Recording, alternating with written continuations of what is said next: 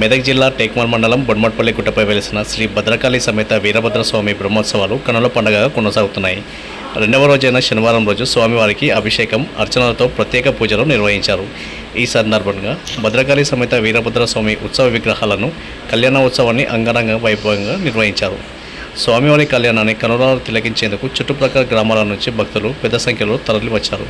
జాతర ఉత్సవాలకు వచ్చిన భక్తులకు ఎలాంటి అసౌకర్యం కలగకుండా ఉండేందుకు అవసరమైన అన్ని ఏర్పాట్లను ఆలయ కమిటీ నిర్వాహకులు చేశారు.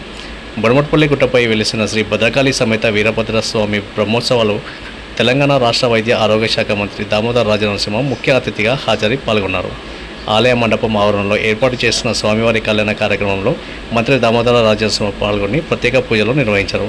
అనంతరం స్వామివారిని దర్శించుకున్నారు. ఈ సందర్భంగా ఆలయ కమిటీ నిర్వాహకులు మంత్రిని ఘనంగా సన్మానించారు. స్వామివారి ఆశీస్సులతో రాష్ట్ర ప్రజలంతా సుఖ సంతోషాలతో ఉండాలని మంత్రి కోరుకున్నారు.